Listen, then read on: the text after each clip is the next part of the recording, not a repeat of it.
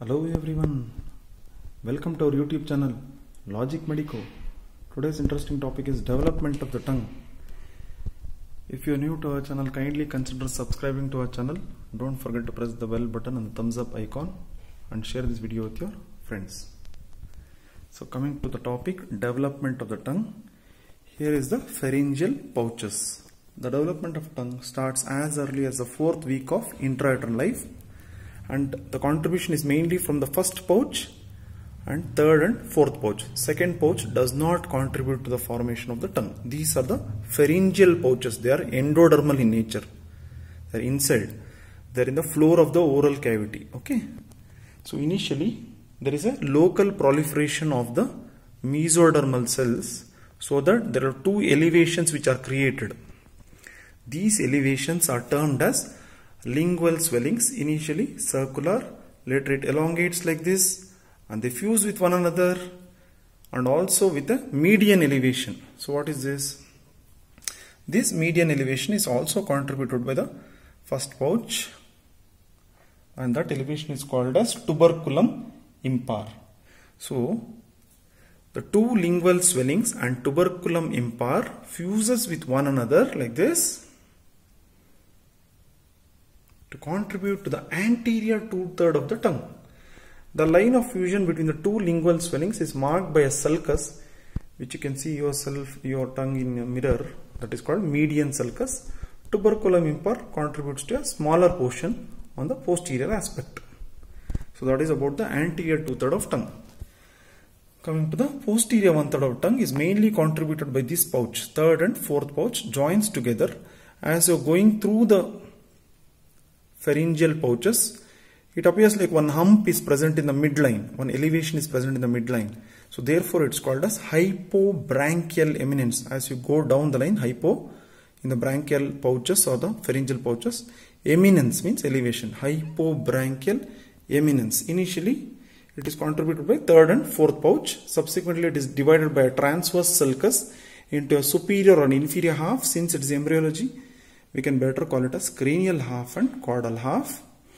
This cranial half overgrows the second pouch and overshoots even the first pouch, contributing to the circumvallate papillae. So this is a circumvallate papillae. It has overgrown not only the second pouch, it is overgrowing not only the second pouch, but also a part of first pouch, contributing to the circumvallate papillae, which is present in the anterior 2/3, but still the nerve supply is by the third pouch, that is glossopharyngeal nerve.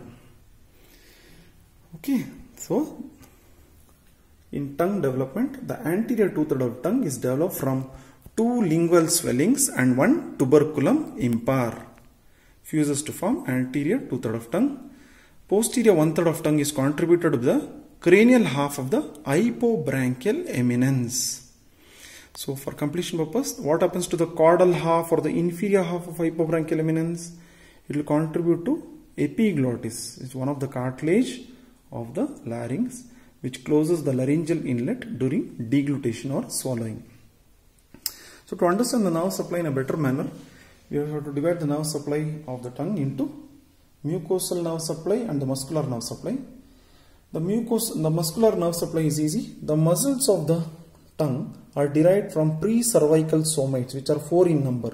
The meaning of pre-cervical means above the neck, pre-cervical somites. Since it is present next to the occipital bone, the pre-cervical somites can also be called as occipital somites. These somites, which are arranged on either side, there are 4 pairs. They migrate just beneath the mandible and enter the undersurface of the tongue.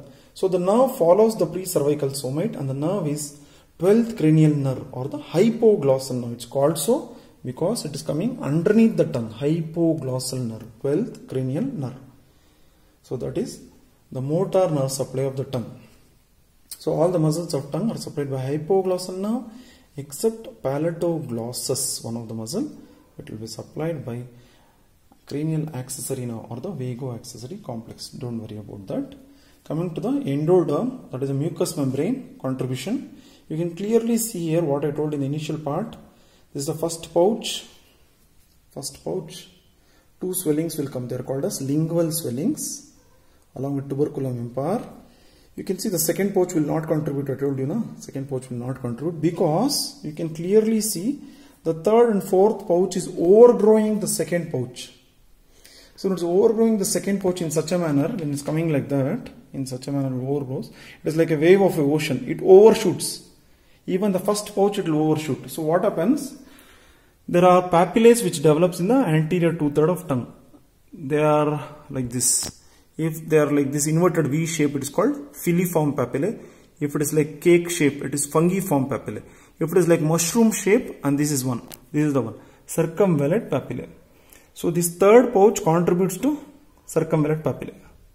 So what happens? Anterior two-thirds of tongue is supplied by trigeminal nerve, the general sensation, lingual nerve, whereas the taste buds are supplied by chorda tympani branch of facial nerve. That is the anterior two-thirds of tongue, except circumvallate papillae.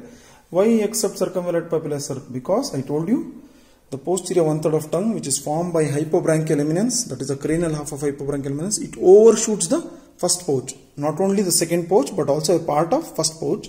Therefore, the circumvallate papillae is supplied by the nerve of the third pouch, that is glossopharyngeal nerve. So the posterior one-third of tongue, here lymphoid follicles will aggregate. It's called lingual tonsil. In addition to that lingual tonsil, these circumvallate papillae are supplied by glossopharyngeal nerve. That is in depth to understand the embryological correlation of nerve supply of the tongue.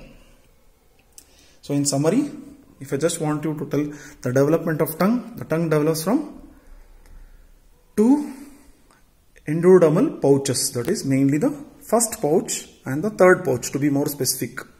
The first endodermal pouch contributes to two swellings, they are called as lingual swellings, and one midline, one eminence will come, tubercular impar. One elevation in the midline like this, it's called tuberculum impar. Whereas the third and fourth pouch joins to form in the midline one elevation called as hypobranchial eminence. Hypobranchial eminence. This hypobranchial eminence divided into cranial and caudal half. So what happens? The two lingual swellings and tuberculum impar joins to form the anterior two-thirds of tongue. Whereas the cranial half of the hypobranchial eminence contributes to posterior one-third of tongue, including circumvallate papillae. Why including circumvallate papillae? Because it has overgrown the second pouch. The third pouch has overgrown the second pouch. Not only the second pouch, but also the part of first pouch. So that is about the development of tongue. So let us see what are the congenital anomalies of the tongue. First one, failure of formation of these lingual swellings results in aglossia, means absence of tongue. There is no tongue in the floor of the oral cavity. It's called as aglossia. Second condition is microglossia. If at all the lingual swellings arise, but they don't enlarge like this, but they remain small like this. So the tongue will be there, but it is very small and short. It's called as microglossia. That is the second condition. Third condition is if at all the lingual swellings grow too huge, then the tongue also will be too big, right? It will be too huge. It's called as macroglossia. Glossia refers to tongue. Macro means big. Next condition is when the two lingual swelling fails to fuse with one another. Then the tongue will be, this is normal tongue which will have a single tip.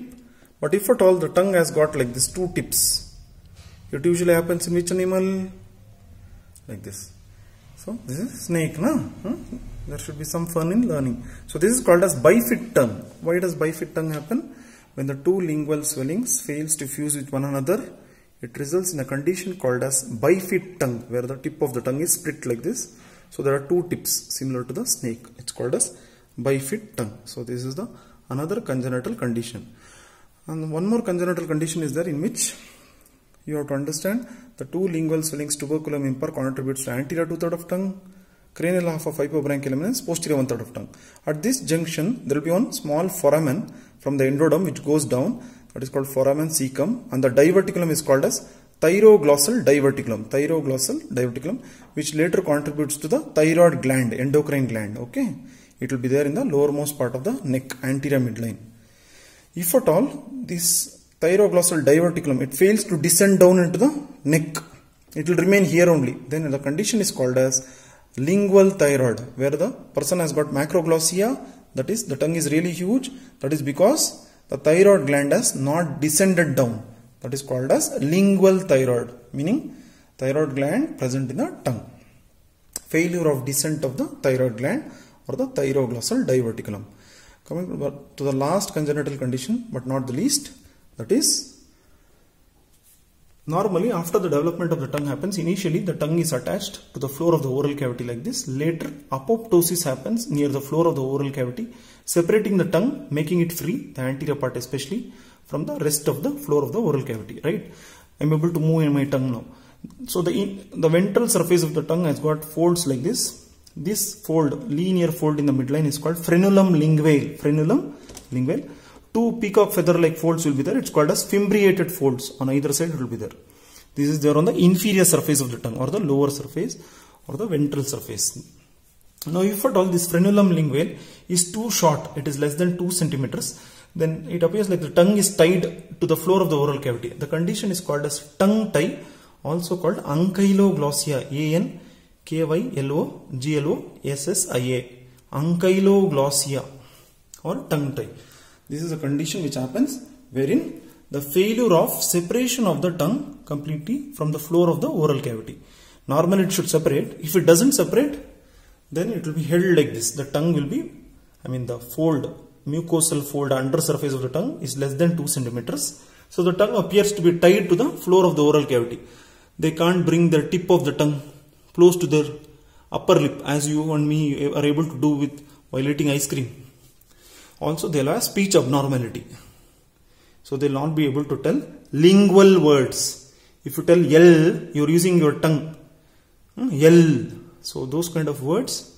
More details you can comment in the comment section and tell what are the words which I have difficulty in pronouncing. What are the lingual words? Thank you for watching and learning from Logic Medico. This is in detail about the development of the tongue and its congenital anomaly and correlation with nerve supply. Kindly consider subscribing to our channel. Don't forget to press the bell button for the latest notification of videos. Press the thumbs up icon if you like the video and share this video with your friends. Thank you once again for watching and learning from our channel.